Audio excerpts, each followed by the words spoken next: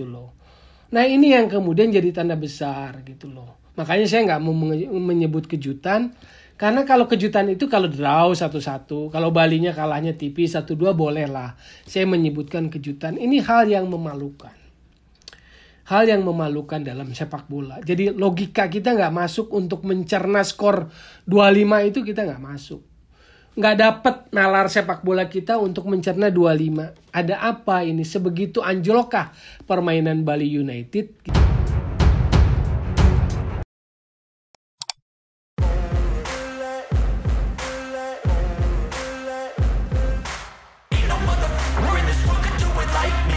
Oke, balik lagi di Gocek Bung Toel.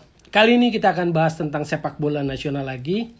Karena 2-3 hari belakangan sepak bola kita gonjang-ganjing lagi karena kekalahan memalukan. Saya ulangi, bukan kekalahan mengejutkan, tetapi kekalahan memalukan. Bali United 2-5 dari klub asal Kamboja. Klub asal Kamboja, Visaka FC. Bayangin tuh. Jadi Bali yang begitu indah, sudah seantero dunia, rasanya nggak perlu promosi buruk dengan kekalahan Bali United 2-5 dari Visaka FC, klub asal Kamboja. Ini Piala AFC Cup, masih zona ASEAN, dan Bali kalah di kandangnya sendiri, di rumahnya sendiri, Stadion Kapten Iwayan Dipta Gianyar. 2-5 dari Visaka. Buat Visaka FC, klub asal Kamboja, sebetulnya kalau draw aja 1-1, 2-2 itu adalah hasil yang mengejutkan. Atau dia menang 1-0, menang 2-1 tipis, itu sudah hasil yang mengejutkan. Tetapi kalau Bali kalahnya 2-5, maka saya bilang bukan hasil mengejutkan, tetapi hasil yang memalukan. Hasil yang sungguh memalukan. Di ujung sana udah langsung protes. Kan dalam sepak bola selalu ada hasil yang mengejutkan. Oke, paham. Di sepak bola selalu ada hasil kejutan. Tetapi kan ukuran-ukurannya juga sebetulnya selalu ada logika sepak bolanya. Dan kekalahan 2-5 Bali dari klub asal Kamboja, apa itu tadi? Saya sampai lupa namanya. Visaka FC itu rasanya sulit diterima oleh nalar atau logika sepak bola. Sulit sekali sampai kalah sebegitu rupa di kandang sendiri, di rumah sendiri oleh klub asal Kamboja. Karena seumur-umur, kalau kita pakai istilah yang lebih ekstrim, kalau kita bicara tentang peradaban sepak bola, memang lebih maju mana peradaban sepak bola Indonesia dengan peradaban sepak bola Kamboja. Kan ini yang membuat kita merasa malu. Jadi boleh saja Bali United yang kalah, tapi yang miris seluruh publik bola negeri ini. Insan bola negeri ini ikut sakit, ikut kecewa, ikut marah, ikut miris karena kekalahan Bali dari klub asal Kamboja. Di Piala AFC pula, masih di zona ASEAN pula, belum di level Liga Champions Asia. Masih di zona ASEAN Piala AFC. Bayangin. Jadi ini sungguh hal yang membuat kita malu. Sangat memalukan. Walaupun tadi selalu ada yang mencoba mencari excuse bahwa hal mengejutkan dalam sepak bola terjadi. Iya, tetapi ada ukuran-ukurannya. Brasil pernah kalah 1-7 dari Jerman di semifinal Piala Dunia 2014 di rumahnya sendiri. Gitu loh. Itu juga hasil yang memalukan. Bahkan Brasil, pers Brasil, media massa Brasil, rakyat Brasil, insan bola Brasil menyebutkan hal itu adalah hal yang mempermalukan bangsa mereka. National humiliation. Waktu Brasil kalah 1-7 di semifinal Piala Dunia 2014 di rumahnya sendiri. Maka kekalahan itu kemudian dijuluki Mineiro Razo. Menyusul dari hal yang memalukan Maracanazo 1950, Mineiro Razo di Belo Horizonte waktu itu pertandingannya itu terjadi di 2014 Piala Dunia. Cuma kan waktu itu Brasil katakanlah masih ada logika sepak bolanya gitu loh. Tanpa Neymar, tanpa Thiago Silva, Neymar yang cedera, Thiago Silva yang akumulasi kuning, dan kalahnya dari Jerman gitu loh. Jerman yang akhirnya juara Piala Dunia 2014 untuk keempat kalinya. Jerman yang raksasa sepak bola dunia juga gitu loh. Nah ini Bali kalahnya dari wakil Kamboja, Visaka FC gitu loh. Kapan sih kita dengar sepak bola Kamboja sungguh luar biasa? Oke lah, belakangan sepak bola Kamboja mulai menggeliat. Sejak 2021 datanglah yang namanya Satoshi Saito. Sosok yang pernah masuk di jajaran penting di Barcelona, pernah kerja untuk AFC dan juga FIFA, pernah kerja juga untuk Federasi Sepak Bola Jepang. Oke lah, orang hebat yang akhirnya jadi CEO dari Kamboja Football League Company-nya. Jadi yang mengelola Liga Kamboja. Tapi itu kan baru kemarin sore 2021. Apakah sebegitu serta-mertanya gitu langsung meroket klubnya, langsung bisa mengalahkan Bali United yang di Liga 1 begitu digdaya? Kan begitu. Kan Bali juara Liga 1. Visaka FC bukan juara Liga Kamboja. Yang juaranya Phnom Penh Crown FC. Visaka FC itu juara Piala Hun Sen, Piala Kamboja gitu loh.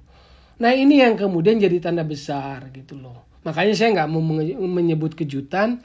Karena kalau kejutan itu kalau draw 1-1, kalau Balinya kalahnya tipis 1-2 boleh lah. Saya menyebutkan kejutan. Ini hal yang memalukan. Hal yang memalukan dalam sepak bola. Jadi logika kita nggak masuk untuk mencerna skor 2-5 itu kita nggak masuk.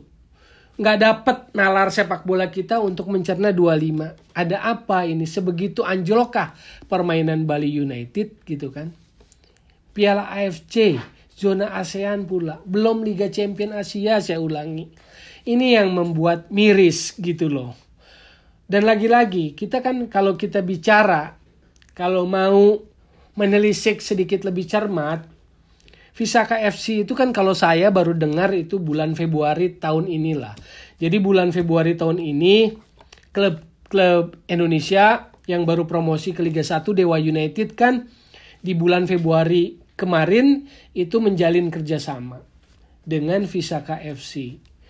Menjalin kerjasama, menjalin kesepakatan, Memorandum of Understanding dalam kedua klub itu. Tentu kalau saya agak sedikit memiliki pertanyaan lah. Kalau klub kita kerjasama dengan klub yang level sepak bolanya, peradaban sepak bolanya lebih maju, rasanya masuk akal. Misalnya klub Indonesia bekerja sama dengan klub asal Thailand, Muang Thong misalnya. Itu masih masuk akal. Ada logika, ada nalar sepak bolanya, ada kepentingan sepak bolanya di sana gitu loh. Lebih tinggi. Maksudnya kita bekerja sama dengan level sepak bola yang kita anggap lebih tinggi dan kita bisa belajar. Dengan klub asal Jepang misalnya, dengan klub asal Korea Selatan misalnya. Itu sangat mudah diterima akal sehat. Nah kalau klub kita seperti Dewa United kerjasama dengan klub asal Kamboja, Visaka FC, itu terjadi di Februari kemarin, itu dalam konteks apa ya gitu loh. Dan bahkan ketika Dewa United TC di bulan Juni ini di Pulau Bali, jadi kan sempat menjadwalkan pertandingan uji coba dengan Visaka FC tanggal 20 Juni kemarin. Karena Visaka FC-nya kan kebetulan grupnya juga sama, mainnya di Bali. Jadi sempat uji coba. Karena Dewa United TC di Bali, Visaka FC main di Bali, jadi sempat uji coba tanggal 20 Juni kemarin. Jadi buat saya ini hal-hal yang unik, informasi-informasi yang menarik, yang membuat apa karena sudah dapat bocoran sehingga bisa mengalahkan Bali United gitu loh. Ini yang buat saya miris gitu loh. Sepak bola kita ini penuh hal-hal yang tidak bisa diduga.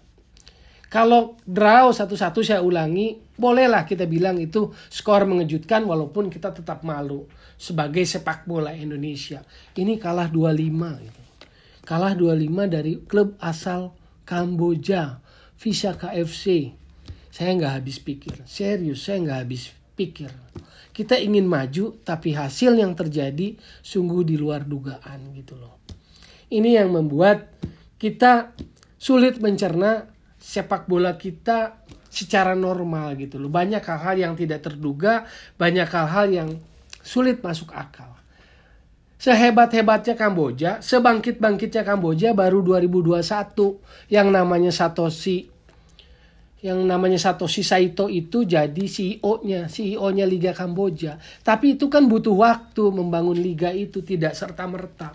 Kok wakilnya bisa langsung menghantam Bali United?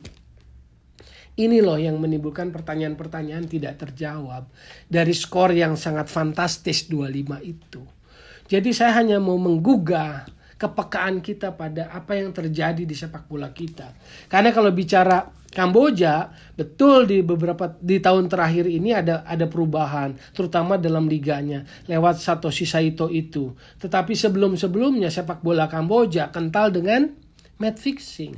2017 AFC itu menghukum 22 orang, itu adalah pemain dan pelatih atau official dari Laos dan Kamboja dengan hukuman seumur hidup. Tidak boleh terlibat di sepak bola. Saya ulangi, 2017 AFC menghukum seumur hidup tidak boleh terlibat di sepak bola 22 pemain dan official dari Laos dan Kamboja yang dinyatakan terlibat match fixing. Jadi periode sebelumnya itu juga sama, hawanya, atmosfernya match fixing sepak bola di kawasan Kamboja, Laos itu. Dan AFC 2017 menghukum 22 pemain itu. Lalu baru belakangan mulai menggeliat ada perubahan itu tadi. Makanya apakah itu serta-merta bisa langsung menghantam Bali United? Yang jelas secara kasta, secara kualitas saya agak sulit menerima tuh. Sepak bola kita yang diwakili Bali United di Piala AFC bisa kalah begitu telak dengan hasil yang sangat mempermalukan 2-5 oleh wakil Kamboja.